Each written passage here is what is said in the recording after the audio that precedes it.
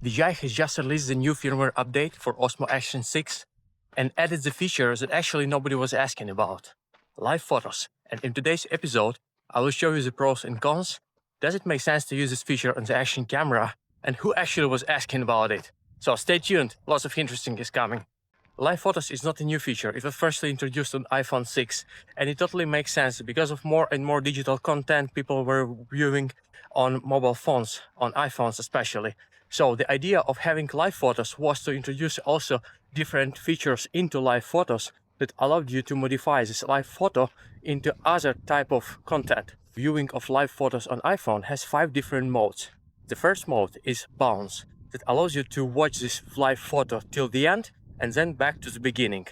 Another is loop, that allows you to watch this live photo again and again, circling from the end and from the beginning to the end again.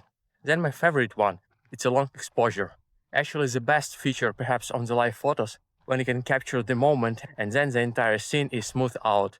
This is perfectly work if you want to film, for example, the waterfalls. If you're riding on the boat, it looks beautiful. 2 other modes are very simple. The one mode that allows you to convert live photos in a still photo, just a regular photo. And the 5th one, just do nothing, it will be keeping as a short video. Among the action cameras, the live photos feature was firstly presented by Insta360 Go Ultra back in August 2025. And still the question remains the same: who is using live photos on action cameras? Will it help you with your content or not?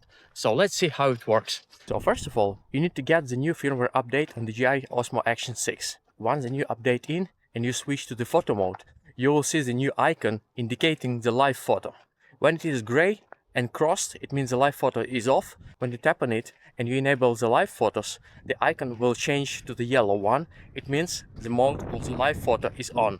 And keep in mind that live photo mode will always be keeping on until you manually turn it off. Once you took the live photos on DJI Action 6 camera, you will see it saved in the gallery, where you go, press and hold, and you'll see how live photo starts moving.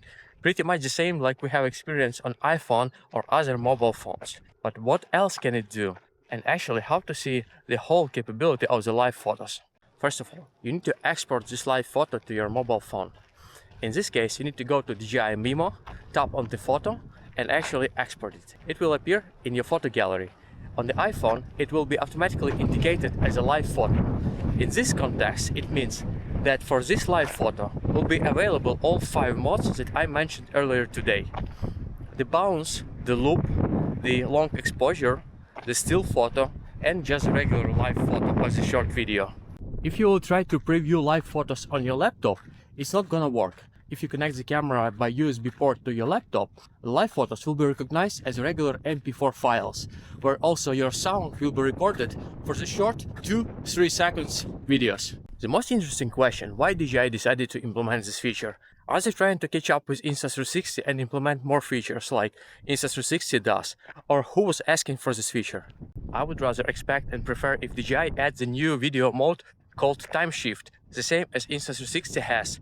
For example, as a time lapse for fast moving environment when we are running, walking or driving on the car. Time shift is working in a slightly different way. It's teaching the frames more precisely to avoid this jittering that will be provided by the regular time lapse when we are moving.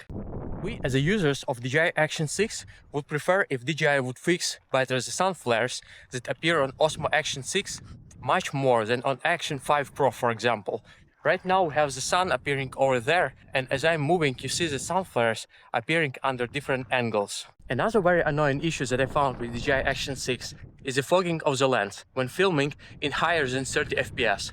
I've been filming this episode in 50 FPS, and now as you can see, this part of the lens is covered with the fog. I don't know why it happens, but actually this problem was on Osmo Pocket 3.